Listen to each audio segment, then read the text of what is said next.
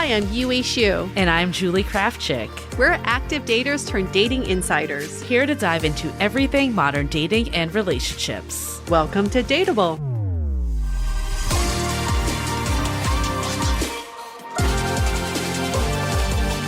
Hello, friends. Welcome back to another episode of DATEABLE. Julie and I are officially in our midlife. But I think as our longevity extends with all of the science and AI that we have in our world, we might not be midlife for too long. I hope we not. might be like first, third life. But right now, technically, we are in our midlife. And there's a lot of things that happen in midlife that you don't really know till you get into this phase. Midlife, there could be an aspect that's scary about it, but there's also a lot that's very beautiful. And we're so excited to be joined today in conversation with James and Claire Davis, who are the husband and wife team behind the Midlife Mentors. Listen, if you have mentors for work, why not have mentors for life? We need that. And they're the perfect coupling because they talk about their journey through divorce, not with each other, but previous divorces, finding love with each other, and creating a business together to help people live their happiest, fullest, healthiest midlife. And yeah, a lot of you probably could relate to this as the two of us. We are in our 40s. So if you are there yourself or approaching it or older than 40, then this is very applicable. And in this episode, we're going to really dive into the shifts of how people approach dating, relationships, and love once they hit midlife. And the changes in your bodies, your energy levels, your mental and emotional shifts. Like, why is this coming out of nowhere? Or maybe you're not feeling like yourself. We talk about all of the changes that could happen that could also impact your love life. And the fact that it is actually coming from somewhere, that blew my mind. It explains so much of what I'm feeling with hormonal changes and perimenopause or menopause and andropause for men, which we never talk about ever. Yes. And all those hormonal changes can affect how you are in a relationship, how you react and act around other people. And also, like, for some of us who are part of mixed families or wanting to have families or already have families of your own, that can also impact you in midlife too. Yeah, I know for me, as someone that's in their 40s, looking to have children for the first time, there's a lot of fear of being the older parent, even outside of just the biological aspects. So I'm really glad that we dive into this topic and just this whole conversation. Again, whether you're there already or you're getting there, it's such a great resource. And midlife is having a moment right now. Nobody cared about midlife before. It always was like the midlife crisis. Right. Now it's like the midlife glow up. That's what we're all about with this episode. It's about thriving during your midlife. So if you're midlife and dating, we have a perfect resource for you. I guess even if you're not midlife, but we have our DATEABLE coaching app that is AI powered, which means that it's fully customized to you. I'm still just continue to be blown away by this technology. And I think my favorite feature of this is the journaling aspect, because I've said for years, like a huge part of my own growth was doing this podcast, right? Being able to talk through things and get feedback and hear where maybe I'm like, have some limiting beliefs or, things are getting in my way that I'm just unaware of. And not everyone wants to start a podcast and make their dating life public, but this app allows you to do private journaling with the AI-powered coach, and it will give you that feedback. And it's revolutionary. You can write or you can just talk into it. Yeah, the audio journaling is what was game-changing for me because I hate typing. I just can't type out all of my thoughts. But talking, as you know, when we do our podcast, things just come out and then you start to explore what you truly feel. Yeah. And this was something that Yue and I have been talking about for so long of how do we build an app that allows kind of that live journaling through audio. We worked with a partner, studio.com, on this. And what really made us be yes, we need to build this is the fact that we could actually feed in our episodes, our highly popular course, voice, finding your person, all the audio from that, and that will really fuel it. So you're not getting like generic chat GPT. You're getting like the actual stuff we've learned through Dateable in a concise manner. So to me, it's completely game changing. And it's totally risk-free. You can try it for 7 days for free. Just go to studio.com/dateable. Awesome.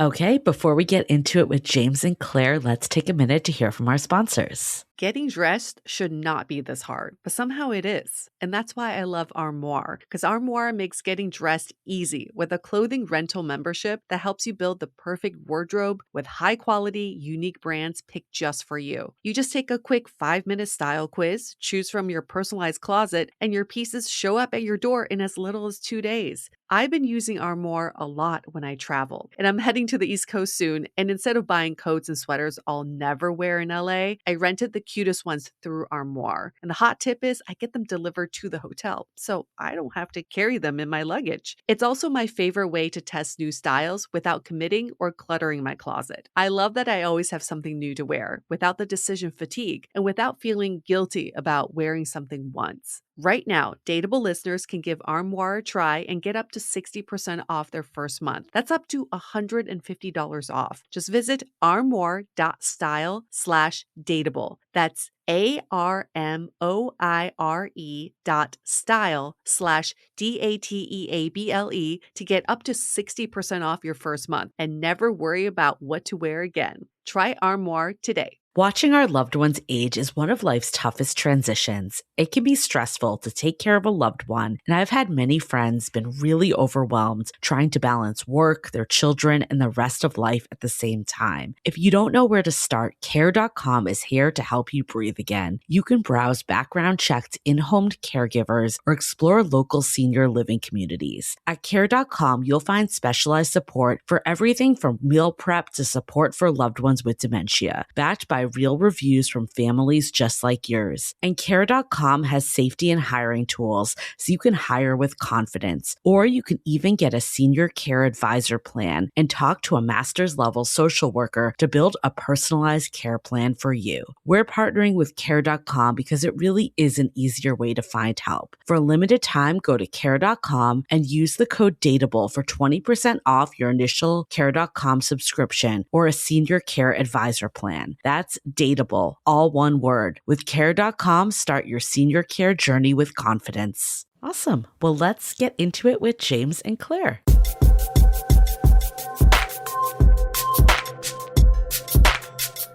Talking about midlife, something I never thought I would really need to talk about till I reach midlife, or what I think is midlife. But we have some guardian angels with us today because we have James and Claire, the Midlife Mentors. We're going to talk about midlife, the impact on dating, relationships, health, and more. Welcome. Oh, thanks for having us here. We're really excited to be here. Thank you, ladies. We are so excited. I guess maybe that, like what UA started with, is the right question because I also feel it too. How would you define midlife? Like, what age is considered midlife in your opinion?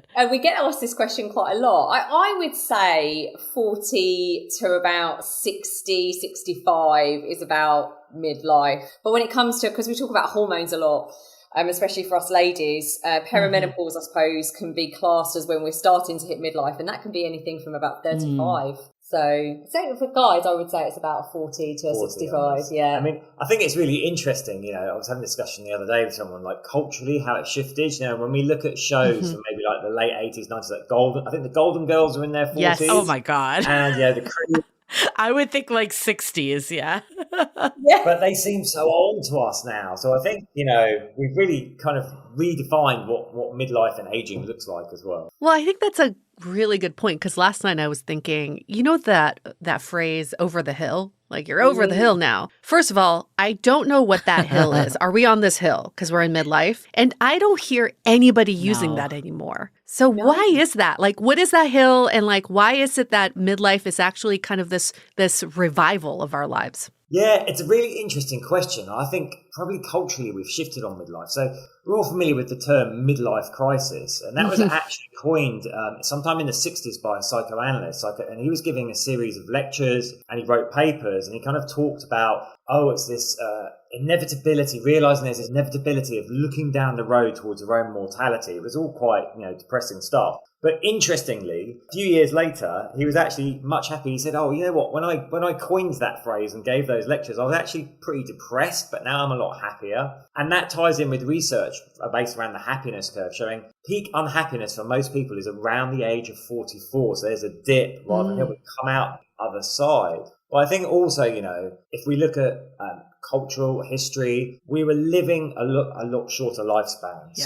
So midlife kind of did mark, if you hit your 50s, probably didn't have that long left. If we go back even 100 years, right, which isn't that long. Whereas now we know that we just discussed, what midlife looks like and how we're showing up. Our lifespans are a lot longer and the quality of life is a lot better as well. I want to go in later about why 44 is like peak depression, but we're going to hold it for now. We'll go back there. Don't worry. I'm so glad I'm turning 45 in a month. Coming out the other side. I'm over the hill. Maybe that's the hill. Yeah.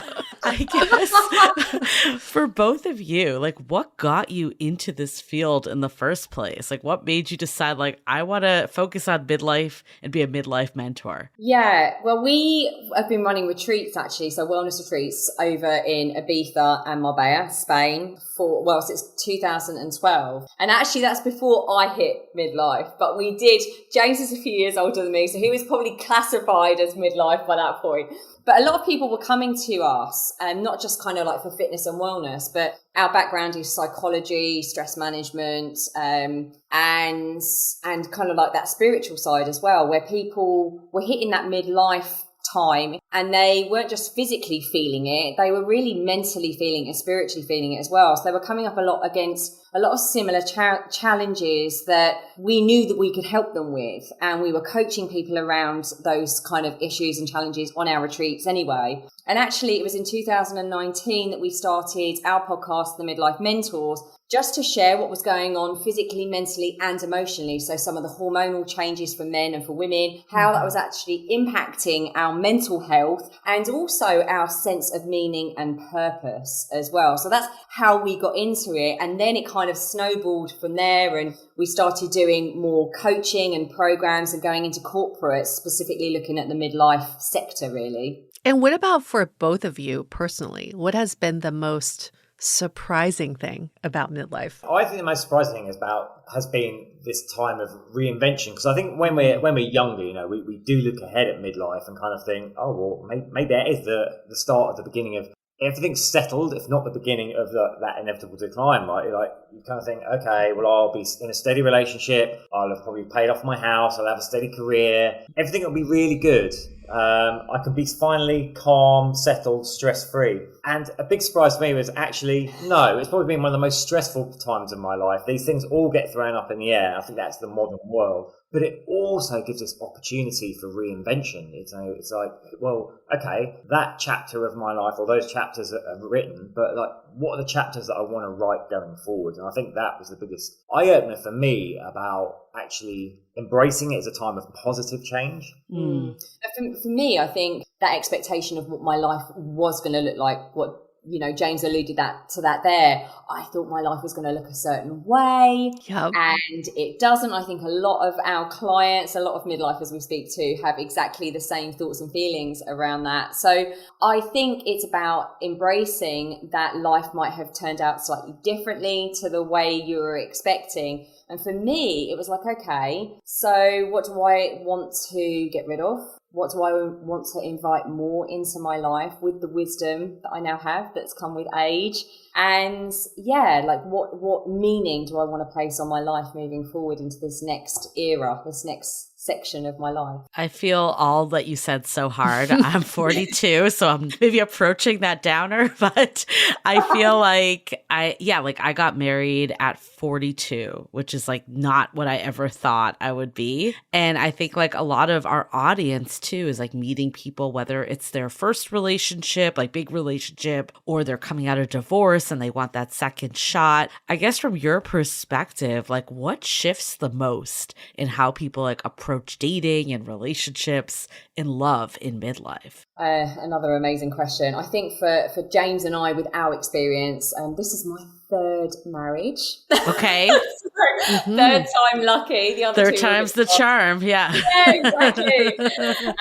So I think, third time lucky with me, but James is also divorced as well. So that kind of came with its own challenges, with, I suppose, that sense of trust, of that sense of identity that you'd had with that person. And I suppose that reinvention really of who do I want to be going forwards, and I suppose looking at yourself really and having some self-awareness about the things that you might have been bringing into each relationship that you no longer want, and some things that might need healing. So I think that's, again, at midlife, when we go into new relationships, if we've left one that's been a long time, or we were married or in a long-term relationship and we're going into another one, it's like, what can I learn? What can I heal from? What can I take responsibility for going into a new partnership? What do I need to look out for? What are some of those red flags that I might look out for? But it can be scary, it really can be at midlife, because we have, I know certainly James and I, we talk about this a lot, we had a lot of baggage. And that's the thing, when we get to midlife, we've had experiences, we've got memories, we've had good and bad stuff happen to us. So it's really about how we deal with those individually and choose the right person for us going forward. At what age did you guys meet and then get married? So, it's a good question. So it's so funny because I feel like I forgot on purpose. Yeah. In the best possible way. I feel like I have been with James forever. Because we've been through so much together. We have been through a lot. It's 9 years in February, right? That we've been married. We've been married. We got together a year before that. So it's 9 years now, 10 years in February, Yes. So I'd have been 43. Okay. Yeah, and I was about 38. Okay. Oh. Yeah. Interesting. So we've kind of done this midlife thing together, actually. Yeah. And again, we speak really, really openly about this, and we really want to, so people feel less alone, and that no one ever looks at anyone else and thinks, oh, they've got it all figured out. We really have had to, because we work together as well, and because we had a lot of baggage and lots of pain really from past relationships, we've had to really work hard at the stuff that only gets thrown up when you're in relationship. Yeah. Sometimes it's easier to do that healing on your own. You think, I'm all healed, I'm all sorted, and then you go into a relationship and you're confronted yet again with these things that you need to work through, because that person, that's what relationships are about, aren't they? They show the good, the bad, and the ugly of the stuff that's really going on inside of you a lot of the time. Here's a philosophical thought, because I'm putting on my 25-year-old hat. I had met this guy that was going through a midlife crisis when I was 25. Ever since then, I always thought, a midlife crisis is because someone became settled and rooted. Then they woke up one day and said, this is not the life I choose. And then they uproot, reinvent, or try to chase another life. That's what I thought a midlife crisis was. Now at 44, going on 45, I feel like I haven't rooted or settled. So I'm not experiencing that because I don't feel like I need to uproot or create this new life. And then it makes me wonder, with your stories too, are we just not in a pattern of settling anymore or rooting anymore? Are we just in this continuous pattern of reinventing and also maybe reviving our lives throughout many phases for the rest of our lives?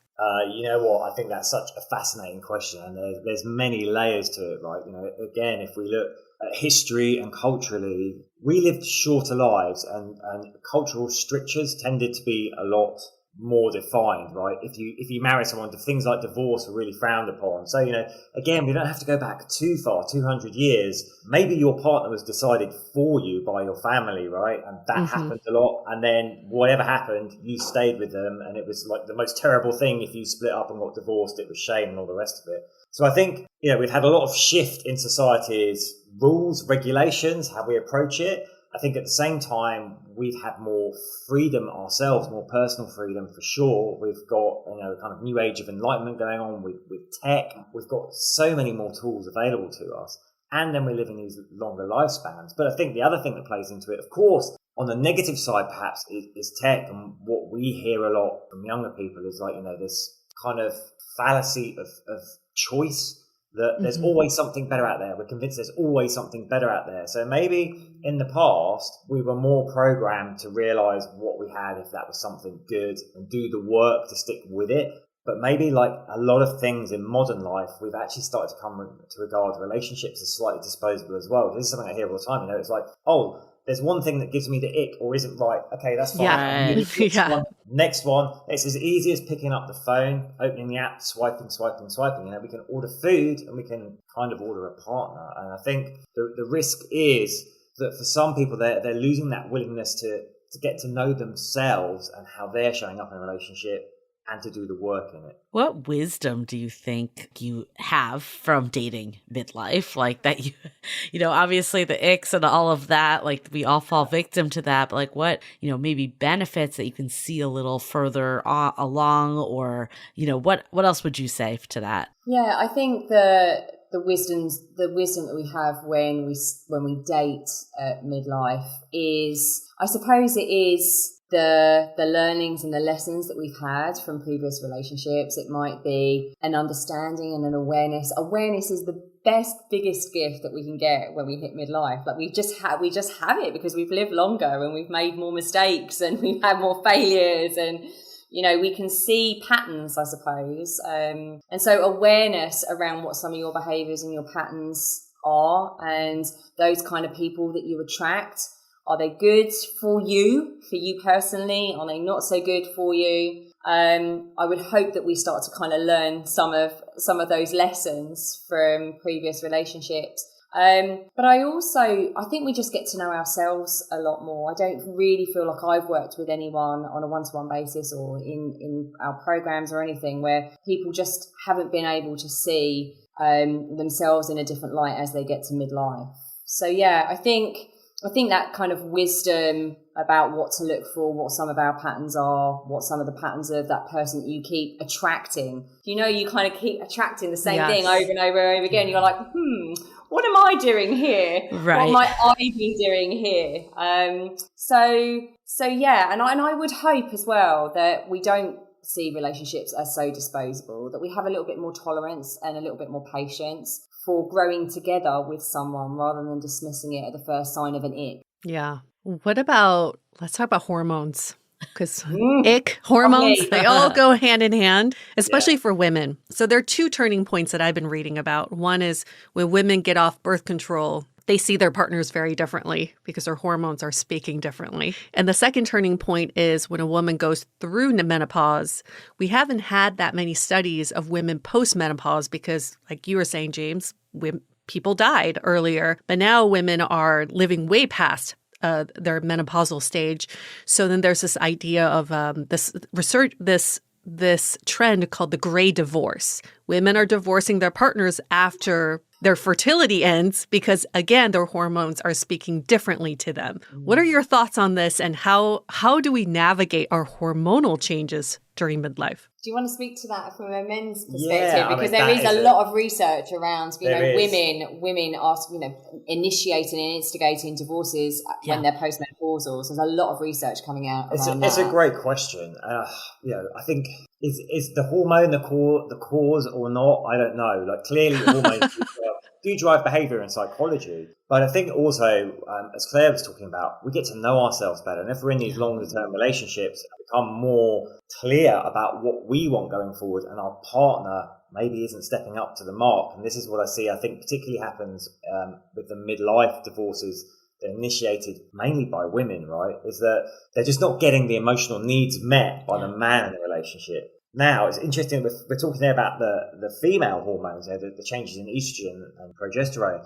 But what's going on for the man is testosterone is lowered. Men go through something called the andropause. It's not as severe or as time constrained. It's a gradual decline. But by the time a man is 50s, that could be low, right? So then the symptoms of that, right? He'll start withdrawing, isolating. These are classic symptoms. He won't want to connect emotionally. He's got lower energy levels, lower libido. This is a guy that gets home from work and just wants to sit on the sofa and watch TV and just doesn't want to talk, and I think that's where the disconnect is coming in, right? There's a mismatch here between what's happening for the man and what's happening for the woman hormonally, and how that's then affecting them psychologically and emotionally, and how they're showing up in a relationship. So I think, again, it's not as simple as the hormones themselves, but kind of the behaviours that are initiating off the back of it by both people in a relationship. I think for women as well, it's very much about, I have put everyone else first. By the time we get menopausal, it's like us women, we're nurturers, okay? So we give and we prioritize so many other things above ourselves, and then that's all gone. Yeah. And you're left and you're like, hang on a minute, it's my time. I can't tell you how many times I hear that phrase, it's my time. Interesting. And so my children are probably following the nest. I'm coming to the end of my career. I'm thinking about what I want to do next that's meaningful and purposeful with my life, giving back perhaps.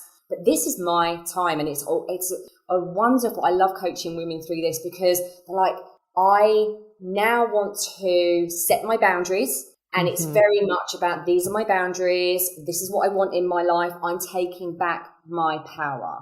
And so oftentimes that can sadly send relationships in very different directions, because almost the man is becoming more insular. It's absolutely what happens. A man becomes more insular, and the woman's like, boom, I'm out there in the world.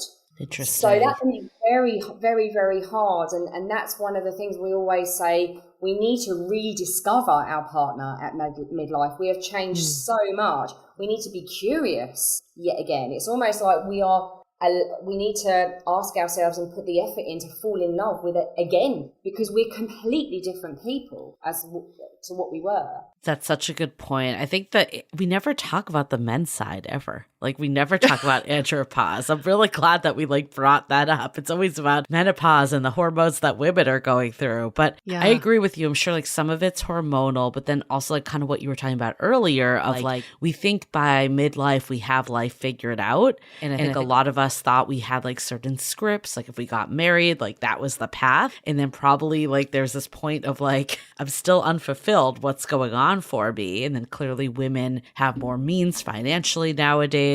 But I think you bring up a really good point of in any relationship, if it's going to last years and years and years, you always need to be constantly rediscovering each other. And I think a lot of people do that work at the beginning when they date, and then they feel I know my partner, but they're changing. Yeah, and we can make so many assumptions. Yes. We're projecting the version of them from the past almost. Right. Projecting our own perception of that, and we're making huge assumptions based on the past. But actually, and this is really hard, it's not easy to, I suppose, question those assumptions and want to be curious and want to rediscover the partner. The want and the need and the love at that base level still needs to be there. But yeah, it's I suppose about not projecting the past onto the present and the future. Yeah, I was going to say, sorry as well. I think also, we forget there's three components to a relationship.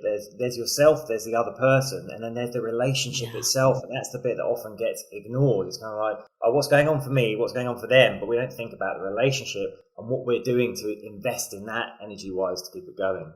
Let's hold that thought, because we have a quick message from our sponsors. These days, I'm all about quality over quantity, especially in my closet. If it's not well made and versatile, it's just not worth it to me. That's honestly why I love Quince. The fabrics feel elevated, the cuts are thoughtful, and the pricing actually makes sense. My entire wardrobe at this point is pretty much Quince. Their cotton V-neck tee is my go-to, whether it's a nice day on its own or for any layering. It just feels so luxe and comfortable and was a fraction of the price of anywhere else I looked. And that's because Quince works directly with safe, ethical factories and cuts out the middlemen. You're not paying for brand markup or fancy retail stores, just quality clothing. Right now, go to quince.com/dateable for free shipping and 365-day returns. That's a full year to wear it and love it. And you will. Now available in Canada too. Don't keep settling for clothes that don't last. Go to quince.com/dateable for free shipping and 365-day returns. Quince.com/dateable.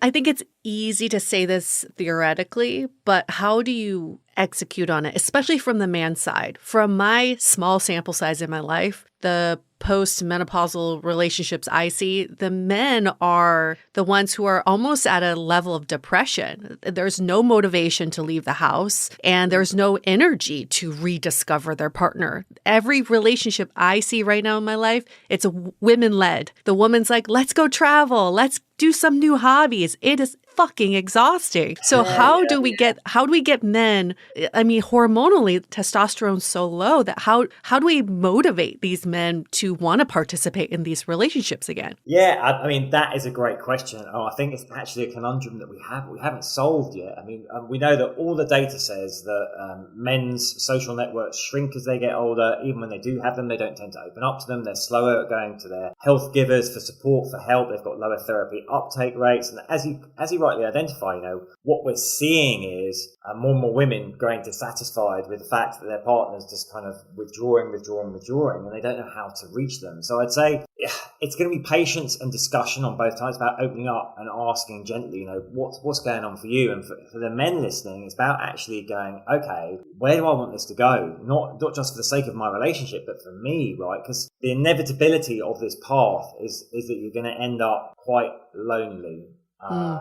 And we know that loneliness has a high mortality risk of smoking 17 cigarettes a day. Again, men are much more lonely than women as they age. So I think it's about, there's a big awareness piece to go on for men about what's going on for them hormonally, what's driving this, and what they can do. Lean into social network. Go out, get hobbies with other men. Like, we need time with other men to talk about what's going on for us. Lean into new hobbies with your partner. Like, go with your wife and go, okay, what can we do together? Where can we be curious and explore something new? Those are the kind of things, but it's not easy when you try and apply it practically. I'll give you that. Yeah, and I see this with men. I've seen this with James, because James wrote his book around the andropause because he went through this, and I witnessed this, and I saw James go into a deep depression. And the reason he wrote the book was because he was like, hang on a minute, there's not anything out there, and men like things to be explained. I'm not saying us women don't either, but they're very logical, right? So they're like, okay, there is a logical reason of why I'm depressed. It's not just that I'm a crap guy and I've got no friends and I'm lonely and I'm just shit. There is a physiological reason I'm feeling like that. And that almost gives men a bit more permission to talk about it. I can't tell you how many of my female clients and female friends have bought James's book, not to like pressurize the guys and go, hey, read it. But they've just kind of like gently left it on the coffee table. Yeah. So, just gently left it there. And guys just respond to this kind of more, I have to say, more science-backed research approach to, okay, I thought I was feeling a bit depressed, but there's a reason why. Yeah. It's not just because I'm a shit guy. How about for women? Like, does menopause or like premenopause, does that impact how you're feeling? Like, how do hormones shift for women? Because I feel it lately. I'll be vulnerable. Massively. Oh, yeah. Massively. I mean, so much so. I'm 46 now, and I would say that perimenopause, my symptoms started around 42. And the massive shift for me was the extreme exhaustion, and the anxiety. Yeah. Like out of the blue, like one day I just wake up and I'm just literally, my mind is going, and the anxiety was off the scale. I had to make quite a lot of, even though we're in the health and wellness arena, I had to make quite a few changes and modifications to my lifestyle just to kind of get that exhaustion and the anxiety under control. But absolutely, like I lost my libido. That was a very difficult thing for us to both talk about because James was kind of going through that depression at the same time, and then I'm going through that. There's that sense of rejection, so communicating around that. But it really affects female psychology. We can lose our confidence. Obviously, our body shapes start to change, and that can be really difficult. We respond to nutrition in different ways. And there's nothing in isolation. And this is the same for anyone. Body, mind, and spirit, we are holistic beings. So it's not just that our hormones are affecting our actual body, it's that they're affecting how we feel spiritually, mentally. And we're a whole package. So understanding that allows us to make a few changes that can really help us shift all of it. How does that affect someone who's dating in perimenopause? Because I see it with my girlfriends, my single girlfriends who are in their 40s, and they've kind of lost motivation to date. Yeah, I mean, this is where it kind of starts teetering on that edge of screw this. This is about my life and I'm not going to mess around with any time wasters. So there is this tightrope that we're walking around this time where it's like, I've got experience, I know what I like, I know what I don't like, and I've got this hormonal change happening where it can be can be very unsettling because we're changing and everything's changing. So I would really say around this time, ladies, if you are single and you're going through the perimenopause, please be gentle with yourself. Yeah. You'll be going through certain levels. This is all normal. We're all doing it. We're all struggling with it. We're going through certain levels of anxiety and low confidence. We're going through rage. That's a fun one. Yeah. Rage. We'll go through rage. I think one of the things is just to really talk to your girlfriends, like lean into your girlfriends here, lean into your social network, do what you can to really help with some of those symptoms, the anxiety, the low confidence, all of these sorts of things. Tap into some stuff that you can do. And actually the beautiful thing is now HRT is more readily available. If we're really struggling, we can go to our GP, our doctor, and have a look about going on hormone replacement therapy as well. So there are more things available to us than our mums, bless. It was like, oh, is she going through the change? Let's not talk to her. She's just a bit angry. And actually HRT just wasn't available to them and it wasn't something that was spoken about. So we can really lean into a lot now, us ladies. And at that level of acceptance, it's going to affect every area of your life, including dating. What about just energy levels in general too? Because clearly there's the energy to date, but then even biology aside, I know one of my fears, I guess, of having children later in life is just the ability to keep up and have the energy to even do that, do the work that's necessary. And I think a lot of people have that fear of being a parent later in life. What's your take on energy? Yeah, I think we need to learn to get better at managing our energy. We're all obsessed by managing time, but we don't really think about energy. Something that I work with clients is okay, what have you got in your life that you're doing regularly that's draining your energy, and what's giving you energy? And normally there's loads of stuff that's draining and not much that's giving. So just doing that simple audit can really help.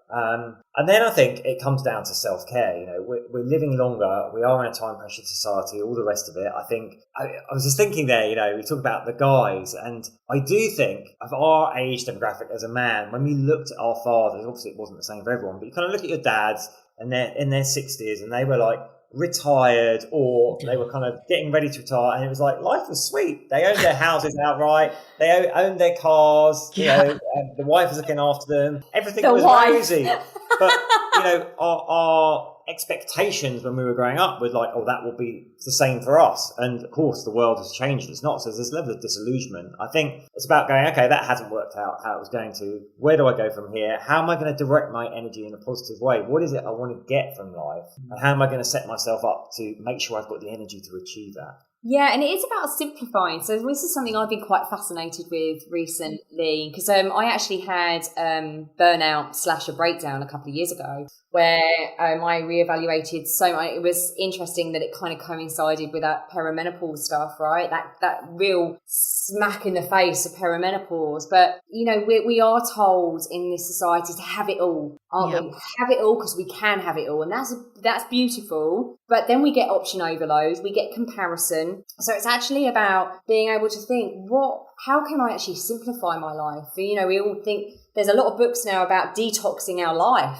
and simplifying it, because we're giving our energy away, like James said, to all this useless stuff that we don't even want. It's what society tells us that we should be doing. So about having children later on in life, absolutely you can have the energy for that. You absolutely will. You just might need to compromise on some of the things that you're giving energy to that aren't really things that you want to be giving energy to anyway.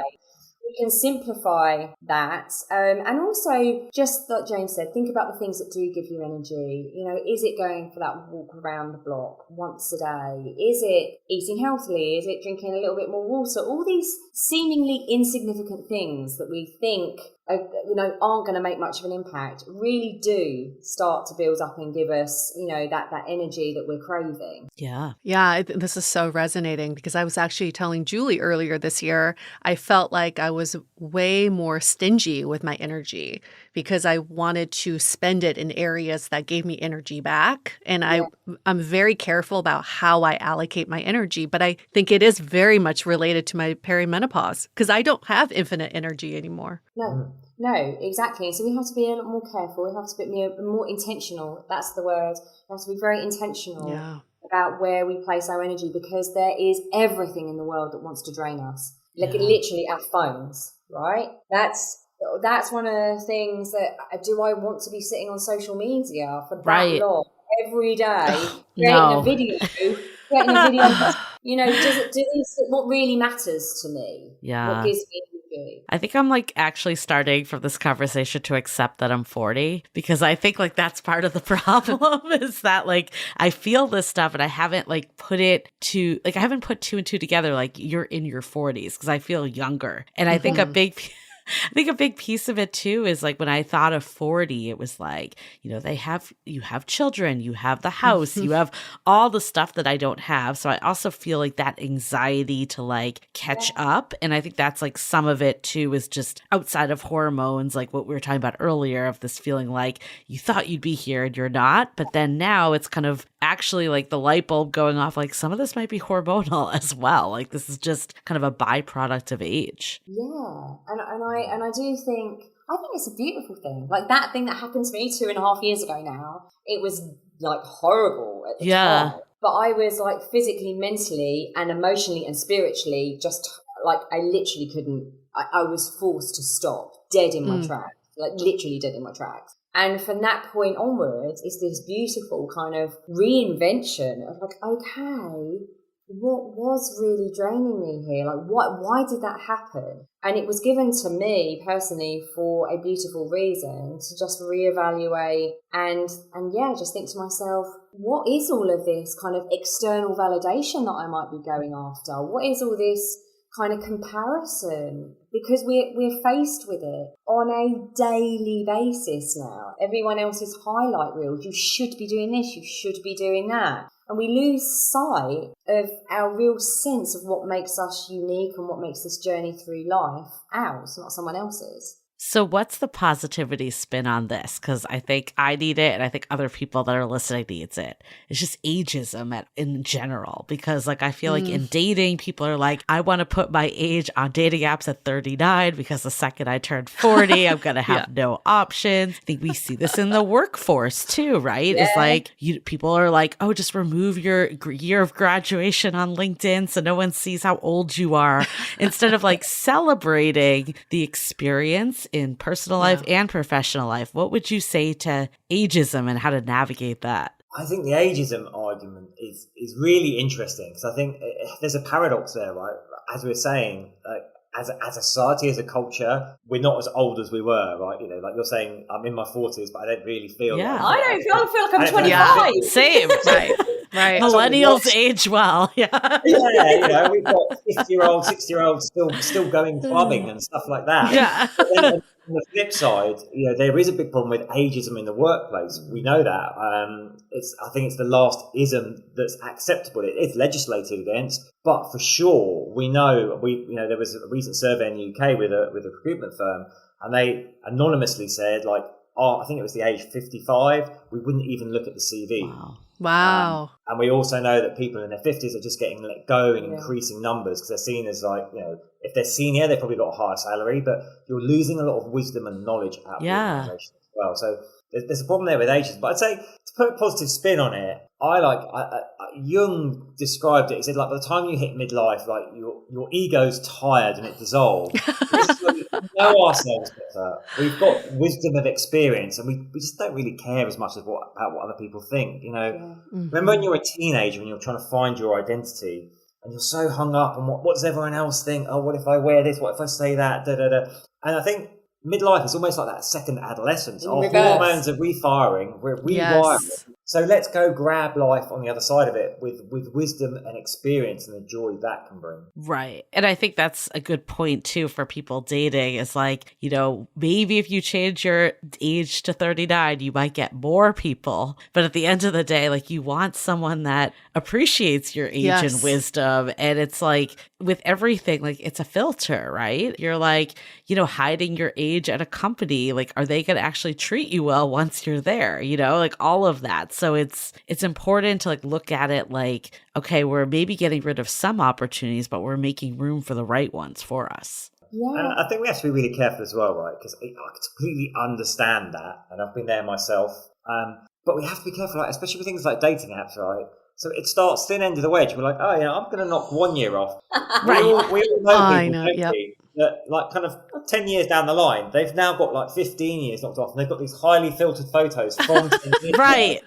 Well, that we see it all the time. All the time. Then you show up and people are like, who are you? When they meet the person in real life, they walk in the room, the person's just like, oh, you look nothing like your profile. It's a waste of time and energy. Really aware of that as well. You know? And I also think, like, I would love a world where we're just more self-accepting. And I know that sounds really woo-woo and, like, airy-fairy, but, you know, there is so much beauty and peace that comes with self-acceptance. You know, I am where I am. I accept who I am, and I deserve someone that accepts me as I am as well, because otherwise you're out of integrity, you know, and actually when you're out of integrity, there's something that sits deep within you that gnaws away at you. You know, like, if you know that you are lying about your age, or you're trying to be something that you're not, that's not good for your soul, and that doesn't bring peace. It doesn't bring true joy. So you're not going to attract the right person anyway, to your point, because you're not in your integrity. You're not in that space of self-acceptance.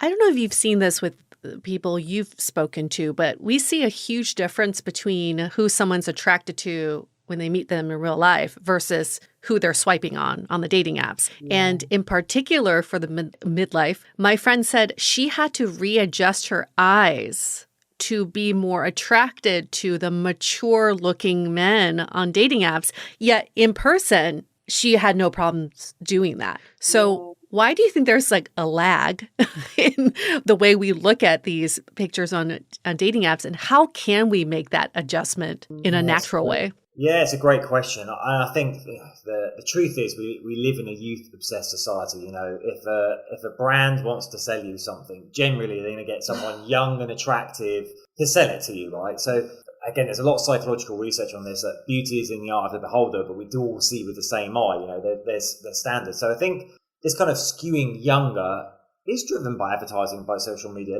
Look at the amount of filters and things you can get for social media. It's big business, and understandably, we all want to present as well as we can. But it's really interesting what you say there about the swiping. Yet the apps have put us in a place where we can, you know, filter through literally hundreds of people, like, super fast. But we're making split-second decisions based on, like, one photo that's who knows how doctored that is. Or maybe like one sentence about their profile. And I think going back to the hormones thing, go a bit deeper. When we meet people in person, we also can pick up on their energy field. Right, there's that energy thing there.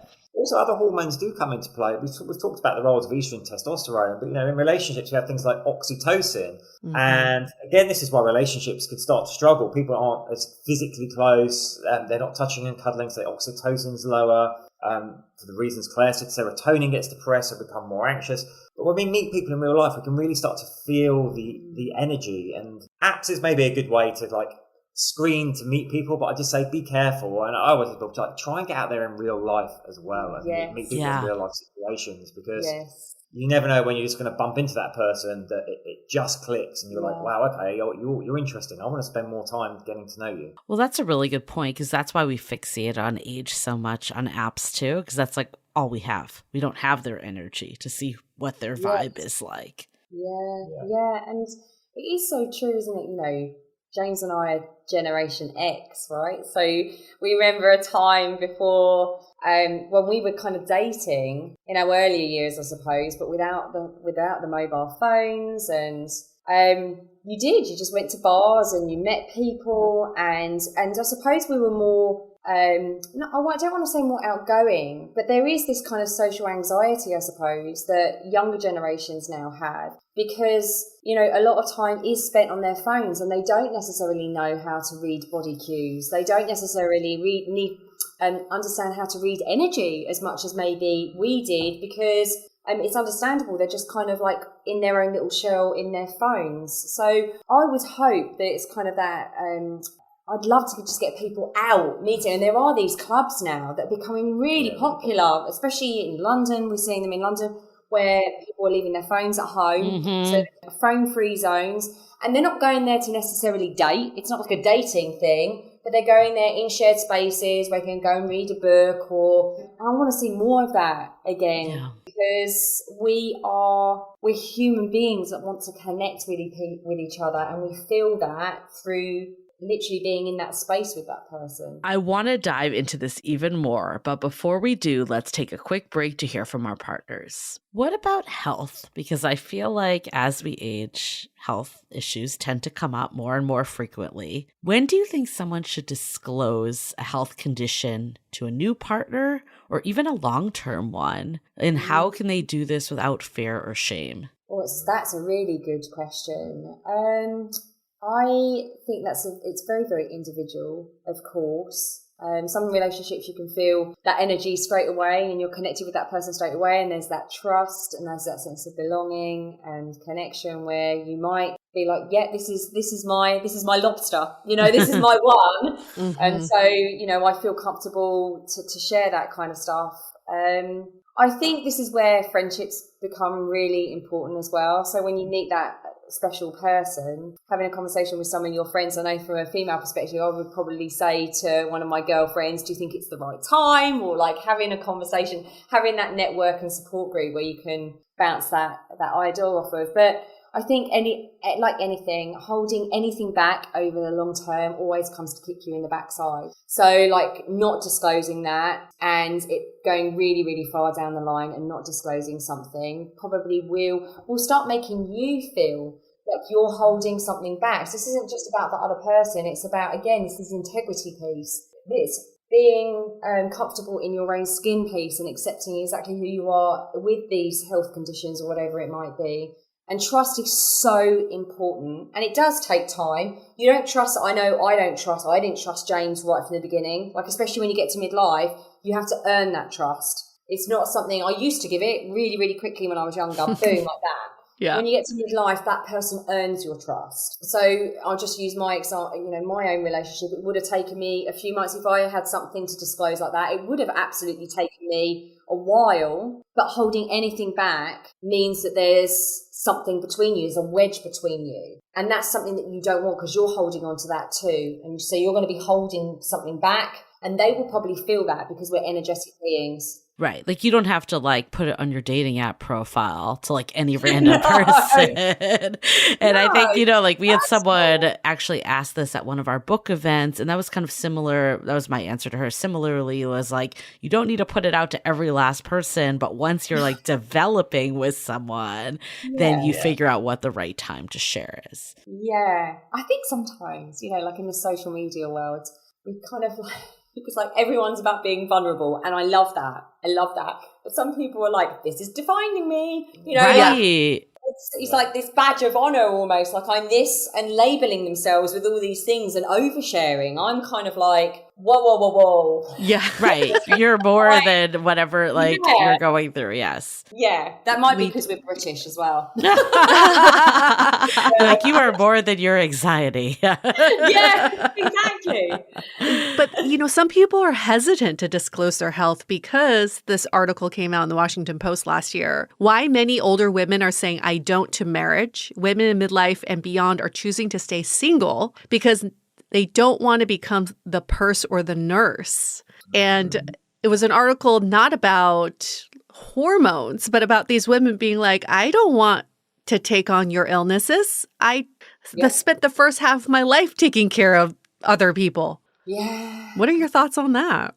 I mean, I get it. I totally get it. But I think it's one of those things that's going to be highly individuated, right?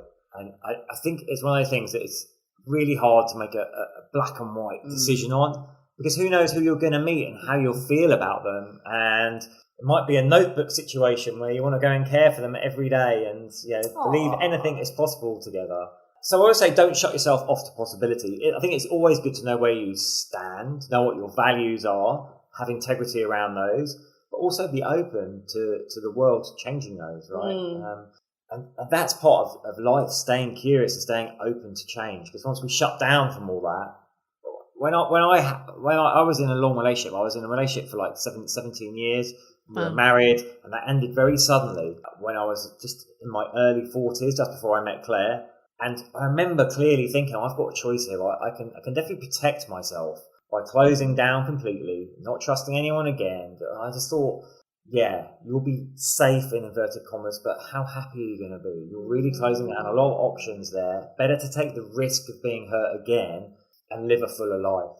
And I think that's what it comes down to. You know, who knows who you'll meet and what that will look like. Yeah, I mean, that's with anything, right? Like health is like one factor, but there could be so many things that happen. Like it's always a risk. So I definitely agree with that. What about physical compatibility? Do you feel like this becomes more or less important in midlife? I think it's still very important. I feel like you really still have to invest in that, because that's one of the things with hormones that's going to, for man and for the men and the women, that's going to fall away, because actually we start to see our own body change, so our confidence might dip.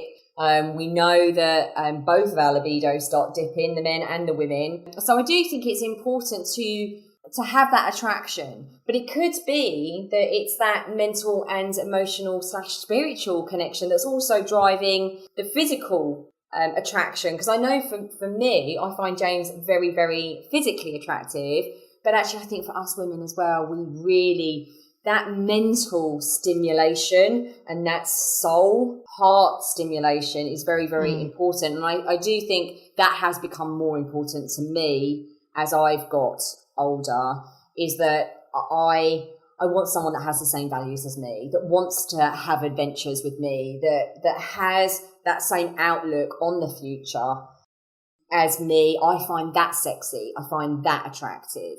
So I think actually it's not just the physical side. I think at midlife you need to be kind of turned on by the partner mentally as well. Yeah. Oh, there's just so many other factors that play into midlife that didn't in our 20s. Like my partner, he's 51, and he and I joke about this all the time. Like, in our 20s, we would have never talked about hemorrhoids and taking care of aging parents, but here we are, right? These are things that are happening, but these are real issues for us in terms of, when we first started dating, he was like, let's just be real. There's probably going to be one day where we're going to be taking care of one of your parents because you're an only child. I'm an only child. And he was like, I'm totally okay with having your parents live with us or having one of them to live with us. And that meant a lot to me because I've never had that conversation with someone before. And he kind of, picked it up right away. So what are some of these other factors that come into play in dating that we don't really think about in like our 20s and 30s? I think you nailed one there, right? It's about that nurturing and that safety and security. Like, when we're in our 20s, you might be like, oh, that person, I know they're totally unsuitable, but they look like they'd be fun for yeah. You know what I mean? But I think when we're midlife or beyond, then we do start to lean into things like, are they intellectually going to keep me on my toes? Mm-hmm. Are they going to make me feel safe and secure? Are they nurturing? What are our values aligned? Do they care about my family? Like, are they going to volunteer something like, I'm with you when you look after a parent? I think those things are increasingly important. When you're 18, 19, like, you're just not thinking in that mindset. The hormones are raging in a different way. Yeah. I mean, I guess like there's so much in midlife that is different, like blended families or just like, one person has children, the other doesn't. How do you like navigate all of that? Like, I know it's like a huge loaded question, but I guess like, is there any like midlife wisdom to be able to tackle whatever may not be as straightforward as maybe when you met in your 20s? Yeah, I mean, we see this all the time, kind of families coming together, children with one, new children from one side, children from the other, then all living under the same roof. That is hard. It's not something we've been through, but that is hard to navigate, right? So I think knowing that you have that teammate, I think that's so important. Like when I was in my 20s, if someone had said, oh, you're going to meet a guy that's your teammate, I'd be like, bore off. That sounds really terrible. Like, why do I want a teammate? But knowing that you've got someone that has got your back, like James was saying, and like you were saying with your partner, like I've got your back, really being on the same page about prioritizing that time together, because you've got all of this other stuff going on. So making time for the two of you, touching base at least once a day, checking in with that person and saying, hey, how you doing? I know our life is absolutely crazy and the kids are screaming everywhere, but how are you doing? Because when you start taking that for granted, that's when it all starts to crumble. When you're not talking to each other, that's when you know it's going downhill. So that communication piece is so, so important when you've got hectic lives and loads of pressure, saying you're still my priority. I still want to get to know you. I want to know, I'm curious about how your day's been, what's been challenging. It doesn't need to take long. It doesn't need to be forced, but just so that person knows that there's that connection there still and that they you've got your back. Because we've had to learn this. We tackle things very, very differently. So actually being patient, communicating, not like listening properly. And I have to say we're all pretty bad at this. Even us coaches sometimes is we'll hear the words, but are we really listening? So rather than thinking about what you want to say to the other person as well, really listen to what's going on for them. And there are lots of tools in our toolkit when we coach couples as well that really, they sound again like really simple things, but they can really reconnect two people together, even if it's just for 5 minutes at the end of the day. What about, are there any myths that we should be debunking about midlife and maybe midlife love lives? Yeah, I think loads. Like we were saying right at the start, that it's kind of the beginning of the end, and it's inevitable that we're going to have low energy and low libido and all the rest of it. That can be a factor for people, but there's so much we can do to offset that. We can make lifestyle adjustments. There's hormone therapies available. And I think, we live lives where we've got more opportunities to be more vibrant, nourish ourselves better. So you can absolutely, have loads of energy at midlife. In London, like now, there's loads of people who were clubbing back in the 80s and 90s, went off and had kids, so we're out of the scene. And now coming back, there's all these daytime clubs where everyone's in their 40s. the 60s, and they're just going for it, having the time of their lives. Oh, ravers. Again, that would have been unthinkable even 50 years ago, that these people are out, with dance music, really having a great time. And that's just one example. So I think there are so many more opportunities to do stuff, to stay curious, to be out there in the world. We know more about tools we can use to connect with our partners. There's more information available, all these things. I want to say I have worked with so many women in their 50s and even into their 60s that have found the love of their lives. They might have had families and partners, and it gives, not that I'm going anywhere, not that I'm going to go on to hustle number 4, but there's so much. I just see women really stepping into, yes, it's difficult, yes, there's hormones going on, but I do see a lot of the women, I suppose because they're open to coaching, right? But they're like, okay, I'm going to take life by the horns and I'm going to go for it. And I love that. And then that leads to meeting new people. Maybe they've met them on dating apps. Quite a few of the women that I've coached have met on dating apps. But I see them all over social media now. They're having the best sex they've ever had. So that's a myth I want to debunk, that it's too late for me. No, it's not at all. It's too late for me to meet the love of my life. Not at all. You can meet the love of your life at 65, and you can have the best sex of your life at 65, and you can have the energy for that. And it can just be this amazing, amazing time. The best years are not gone. They're definitely ahead of you. And that's really how I see life. And I see so many women, because I coach women, do that. So that's That is the perfect segue to takeaways, because that is the ultimate takeaway. Yes. I think sex is coming your way.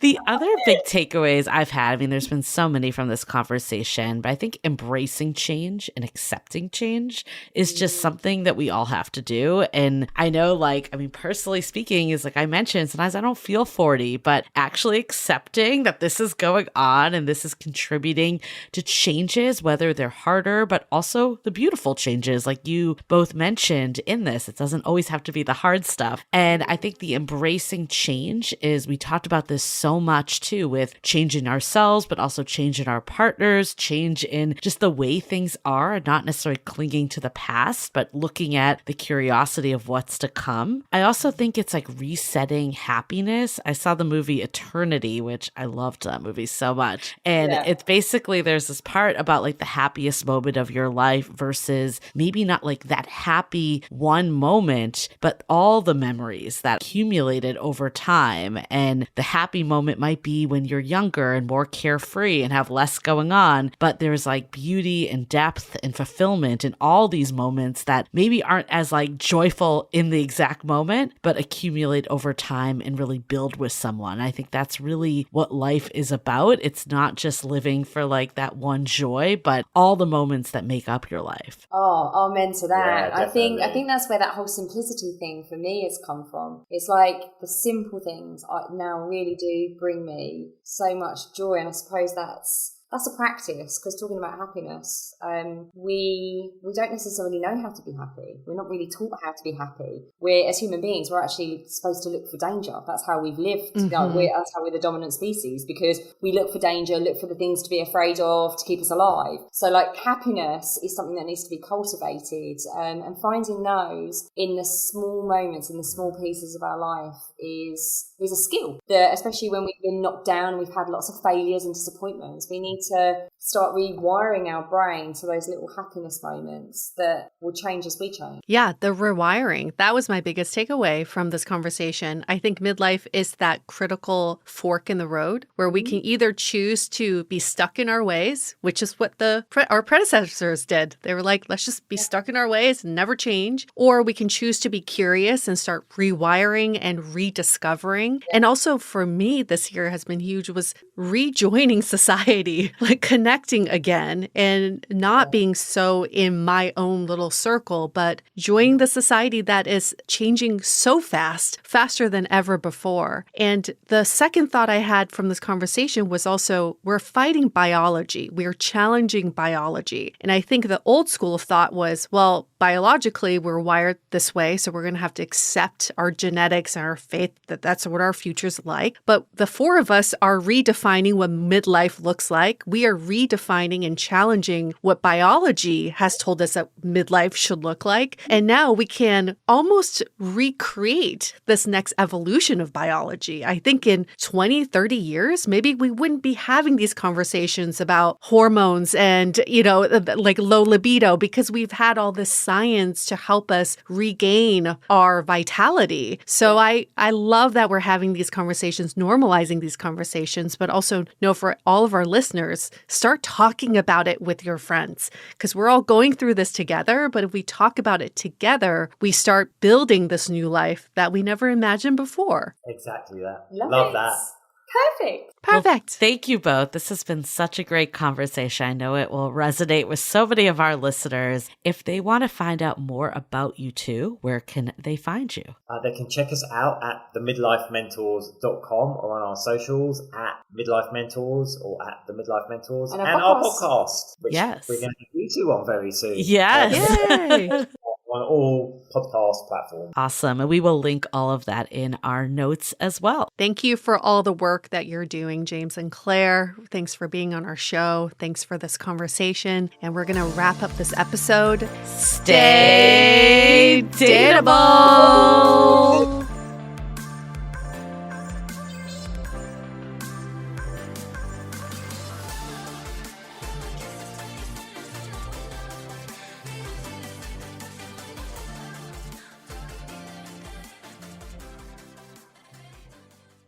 If you're a podcast host, listen up, this one's for you. My name is Allie Jackson. I'm the host of Finding Mr. Height, a dating and relationship podcast that I've been doing for 4 years now, sharing my positive and practical approach to dating that's built on my own life experience. And I wanted to share another experience that I've had, my secret behind monetizing my show. It's called Red Circle, and I was just telling my colleague about how much I love their platform. With Red Circle, not only am I getting a seamless hosting experience, but I also love the support I receive in ad sales. It's not just typical ad sales either. It's targeted opportunities based on my show and my life. And the platform is super simple. You just set your preferences and Red Circle matches you with sponsors that align with your show. You can vet every opportunity and their platform gives you great analytics. More recently too, my Red Circle team has brought me opportunities outside of my podcast on social media to really augment the podcast partnerships, bring them full circle. I just can't recommend them enough. If you want to give it a try, go to redcircle.com to get your free trial. That's redcircle.com for a free trial.